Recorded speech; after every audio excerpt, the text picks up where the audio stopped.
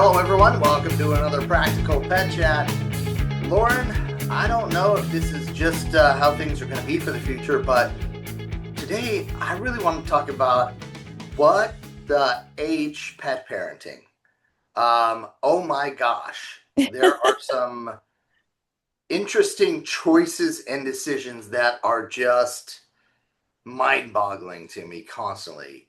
Is it just because I live in California, or is it elsewhere?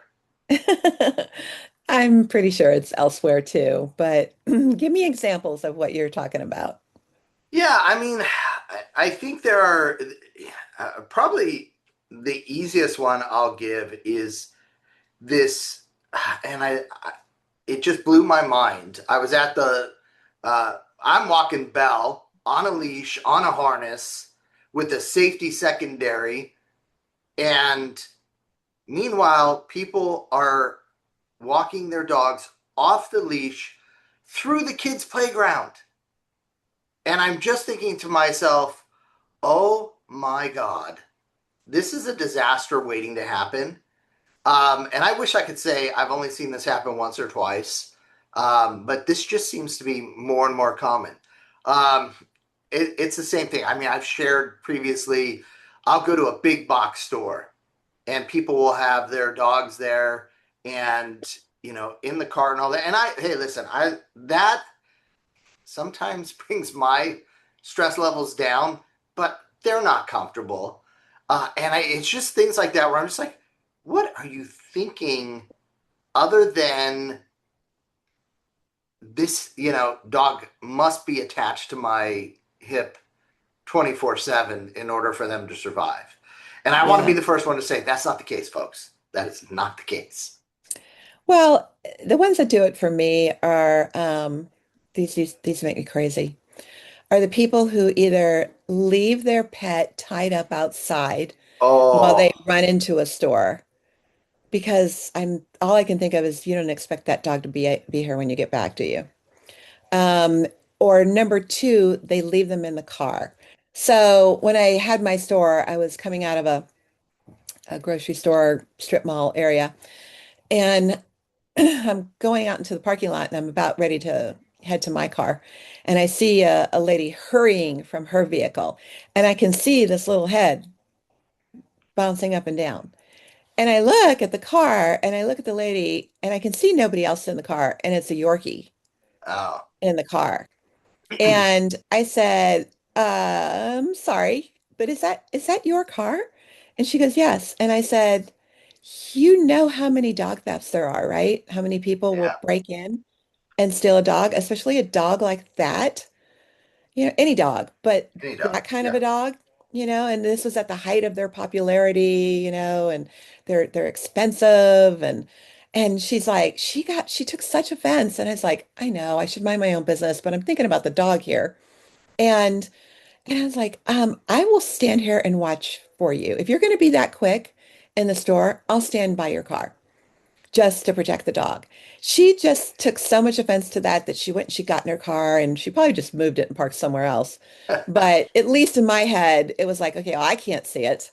So, I don't have to stress over it. But, Right. it's the same thing when people leave their kids outside, tied up on a pole or a post. And I think, what could go wrong? Right. Another Well, dog and coming along or a small child or, what could go wrong? yeah, I mean, and I see this a lot on walks too, and it may not reach the level of, WTH, but where folks are just constantly jerking the leash because their dog stops to sniff. And it's like that what did you think your dog can run and all that. They want to pick up all the scents, the smells. This is as much about the mental stimulation as it is the physical when you're out on this walk. And all you're doing is just yank, yank, yank, just turning something that can be so positive into a negative. But I go back to the dogs running through where the kids are playing, and I'm just like, sadly, this can end tragic in so many different ways, and it's all so avoidable. And that's the Yeah. thing that just really frustrates me of like, people will want to blame something, and instead of getting to the heart of, wow, all of this could have been avoided if we just made the right decision at the start. The other 22 compounded mistakes led to what the outcome will be. Mhm. But, there's just not that awareness. I don't know. I mean, I see that in so many different phases of life these days. I guess I shouldn't be surprised. But my goodness, it's that same. It's the same thing with, I'm trying to, get my pet to lose weight. I don't know why they aren't, oh, here you go, puppy. And it's just like, Yeah. oh, gosh, I have no idea either. I really, truly do not know how to help you with your dog, your cat, or any of the other Yeah. plump Yeah. animals. It's frustrating. I honestly just don't think people think about it. They're just, Yeah. unaware, which I guess is a blissful way to be because my head's on a swivel all the time, thinking about, looking around, what can my dogs get into? What could they, how is there anything here that could hurt them? Are they protected in every way? Helicopter mom, I'm just constantly, checking the water bowl. Is the water clean? And just everything you can think of. I'm sure I hope how human parents are about their kids, and that's a whole other issue. But I don't have kids, so we're not getting into that one. But I look at these people and I'm like, what's that like? Where you're just blissfully or unaware and your dog survives it all. Right. It just it's amazing. It's like the ones that kill me too are the people who will so where my store was, there was a guy that used to ride one of those little tiny mini motorcycles.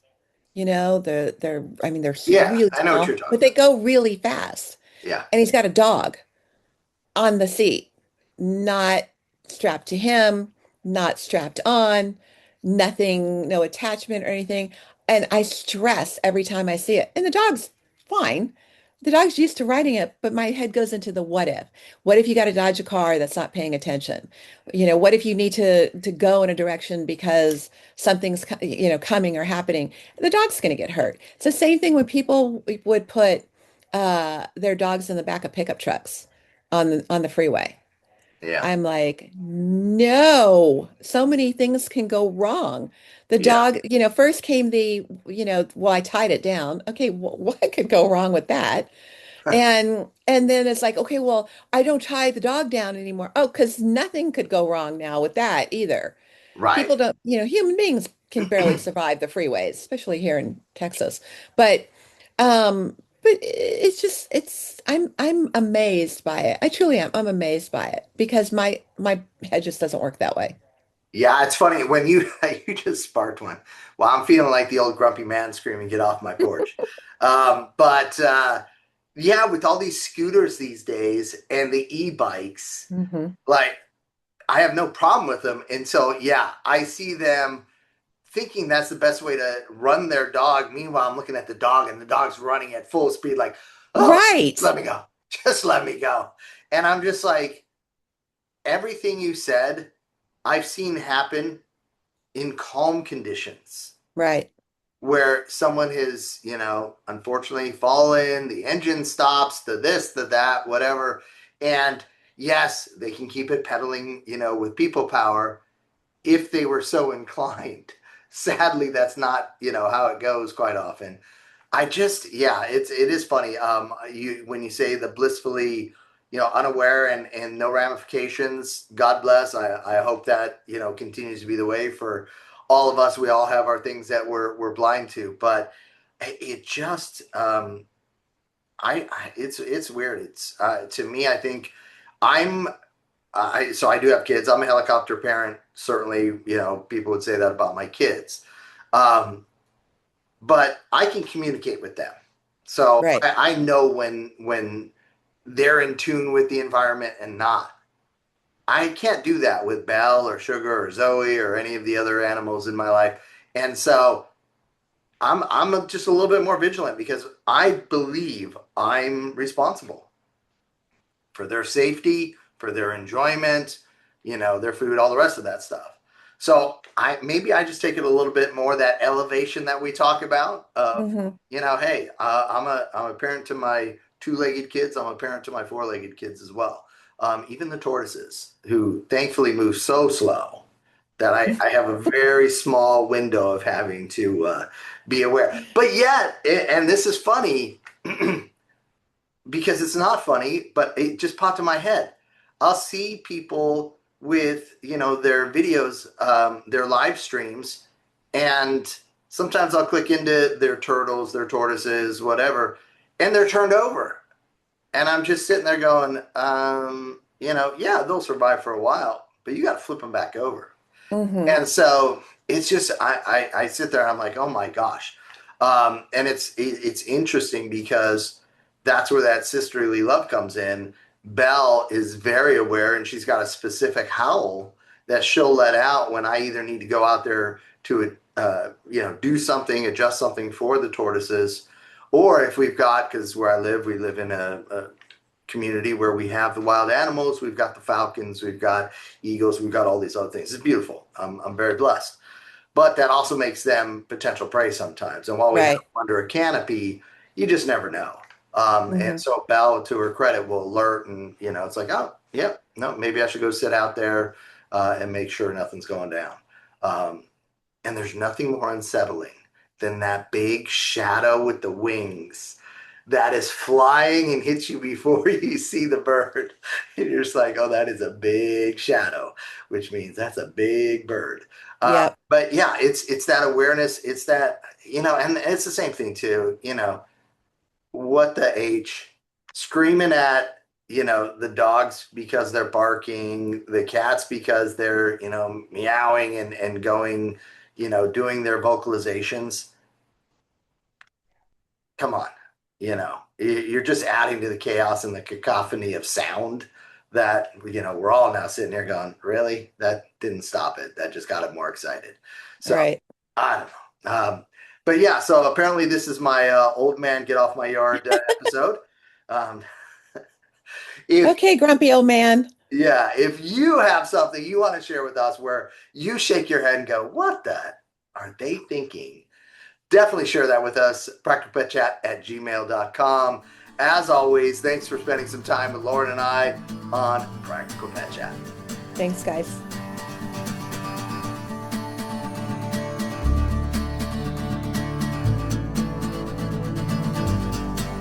The content of this podcast is for informational purposes only. It is not intended as, nor should it be construed as, professional medical advice, diagnosis, or treatment for your pets. Always seek the advice of a qualified veterinarian with any questions you may have regarding your pet's health or medical condition. Never disregard professional veterinary advice or delay in seeking it because of something you have heard on this podcast. The hosts and the guests of this podcast are not liable for any actions taken based on the information shared during these episodes. Any reliance on the information provided is solely at your own risk. Copyright 2026 Practical Pet Chat. All rights reserved. Unauthorized duplication, distribution, or reproduction of any content from this podcast, including but not limited to audio, scripts, and show notes, is prohibited without prior written consent. The opinions and views expressed by the hosts and guests are their own and do not necessarily reflect the views of Practical Pet Chat.